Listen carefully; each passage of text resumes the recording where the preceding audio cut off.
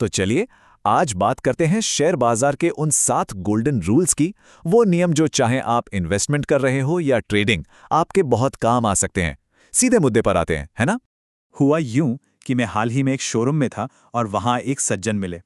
बाजार गिर रहा था और उन्होंने बस एक ही बात कही, मुझे लगता है बाजार और गिरेगा। अब देखिए, ये डर बहुत ही आम है ना? लेकिन यही वो डर है जो हमसे सबसे बड़ी गलती करवाता है, इमोशंस में आकर फैसले लेना। और बस यही सवाल आज की हमारी पूरी बातचीत का सेंटर पॉइंट है। जब मार्केट ऊपर नीचे होता है ना, तो ये चिंता हर किसी को खाई जाती है कि कहीं कोई गलत फैसला ना हो जाए। और ठीक इसी मोड़ पर एक सॉलिड स्ट्रैटेजी काम आती है। तो सबसे पहला और सबसे ज़रूरी रूल, और ये पैसों के बारे में नहीं है, ये है साइकोलॉजी के बारे में। देखिए, शेयर बाजार ना एक माइंड गेम है। पैसा बनाने से कहीं ज़्यादा ज़रूरी है अपने अंदर के डर और लालच को समझना, और सबसे मुश्किल काम उन्हें कंट्रोल में रखना। अच्छा, डर का एक और साथी है फोमो। आपने सुना होगा, फियर ऑफ मिसिंग आउट। होता क्या है? डर की वजह से हम सब कुछ बेच देते हैं जब मार्केट नीचे होता है, और फिर जब मार्केट तेजी से ऊपर भागता है तो फोमो की वजह से हम टॉप पर जाके खरीद लेते हैं। ये एक जाल है, एक ऐसा चक्र जिसमें लोग हमेशा महंगा खरीदते हैं और सस्ता बेचते हैं। पहला रूल बस यही कहता है, इस चक्र को तोड़ना है। चलिए, एक बार जब इमोशंस पर थोड़ा कंट्रोल आ जाए तो आता है हमारा दूसरा रूल, लंबी सोचो, लॉन्ग टर्म। मतलब रोज रोज की छोटी मोटी घबराहट से ध्यान हटाकर पेशेंस की पावर पर फोकस करना। यकीन मानिए, असली वेल्थ यहीं से बनती है। अब लॉन्ग टर्म इन्वेस्टिंग की पावर को समझने के लिए ना, एक बहुत ही सिंपल और मजेदार फॉर्मूला है। इसे कहते हैं 15-15-15 रूल। चलिए देखते हैं कि यह है क्या आखिर। इसका हिसाब किताब ना बिल्कुल सीधा है। सोचिए, कोई बस डिसिप्लिन के साथ 15 साल तक हर महीने 15,000 रुपये इन्वेस्ट करता है, और मान लेते हैं कि उसे एवरेज 15% का सालाना रिटर्न मिल जाता है। तो जो रिजल्ट सामने आता है ना, वो सच में चौंका देता है। जी हाँ, 15 साल के बाद वो रकम लगभग 1 करोड़ रुपए बन जाती है। इसी को कहते हैं कंपाउंडिंग का मैजिक। और ये जादू सिर्फ और सिर्फ लॉन्ग टर्म और डिसिप्लिन्ड इन्वेस्टिंग से ही मुमकिन है। और पता है, लंबी सोच रखने का एक और बड़ा फायदा क्या है? मार्केट की गिरावट डराती नहीं है, बल्कि एक मौके की तरह लगती है। जो लॉन्ग टर्म इन्वेस्टर होता है ना, उसके लिए गिरावट पैनिक करने का टाइम नहीं होता, बल्कि अच्छी क्वालिटी के स्टॉक्स को डिस्काउंट पर खरीदने का गोल्डन चांस होता है। ठीक है, तो माइंडसेट की बात हो गई। अब आते हैं अगले 2 रूल्स पर, जो एक क्लियर और सिंपल स्ट्रैटेजी बनाने के बारे में है। रूल नंबर 3 है, ट्रेंड को अपना दोस्त बनाओ। ये ट्रेडिंग का एक क्लासिक मंत्र है। इसका मतलब बस इतना है कि बाजार की लहर के साथ बहो, उसके खिलाफ तैरने की कोशिश मत करो। अगर मार्केट ऊपर जा रहा है तो खरीदने के मौके ढूंढो, और अगर नीचे जा रहा है तो बेचने के। सिंपल।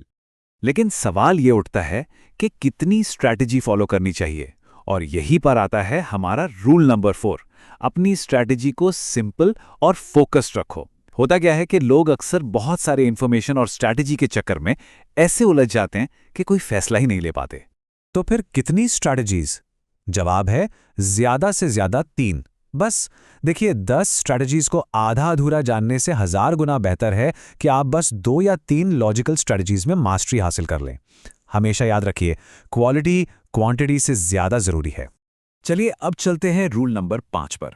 यह जुड़ा है ट्रेड के एग्जीक्यूशन से। मतलब ट्रेड को मैनेज कैसे करना है। और यहां पर प्रॉफिट और लॉस को मैनेज करने के लिए बहुत सख्त डिसिप्लिन की जरूरत पड़ती है। स्क्रीन पे जो दिख रहा है ना, ये शेयर बाजार की सबसे आम कहानी है, हर दूसरे ट्रेडर की कहानी। होता क्या है, डर के मारे 500 रुपए का छोटा सा प्रॉफिट लेकर निकल जाते हैं, लेकिन 5,000 रुपए के लॉस को इस उम्मीद में पकड़कर बैठे रहते हैं कि अरे शायद वापस आ जाएगा। गोल्डन रूल कहता है, इसका ठीक उल्टा करो।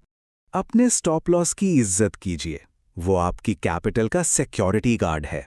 समझिए, एक छोटा और प्लान किया हुआ लॉस एक्सेप्ट करना कोई फेलियर नहीं है, बल्कि ये एक स्मार्ट ट्रेडर की निशानी है। बस अपनी गलती मानिए, उससे सीखिए और आगे बढ़ जाइए। हमारा छठा रूल हमें वापस साइकोलॉजी पर ले आता है, लेकिन इस बार एक बहुत ही प्रैक्टिकल तरीके से। आपकी टेंशन का सीधा कनेक्शन इस बात से है कि आपने किसी ट्रेड में कितना पैसा लगाया है। जरा खुद से ये सवाल पूछकर देखिए, अगर कोई ट्रेड लेने के बाद दिल की धड़कनें तेज हो जाती हैं या रात को नींद नहीं आती, तो इसका क्या मतलब है? ये एक बहुत साफ सिग्नल है कि कुछ तो गड़बड़ है। इसका सीधा सा मतलब है कि आपकी पोजीशन साइजिंग गलत है। मतलब आपने ट्रेड में उतना पैसा लगा दिया है जितना रिस्क लेने की आपकी हिम्मत ही नहीं है। वॉरेन बफे का रूल नंबर 1 याद है? Never lose money. और rule number 2, never forget rule number 1।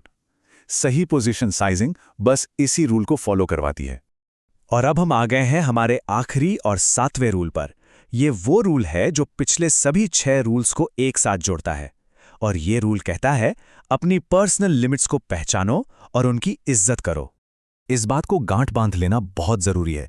Investing और ट्रेडिंग दोनों ही बहुत पर्सनल चीजें हैं। हर किसी का रिस्क लेने का दम, फाइनेंशियल गोल और कैपिटल सब अलग होता है।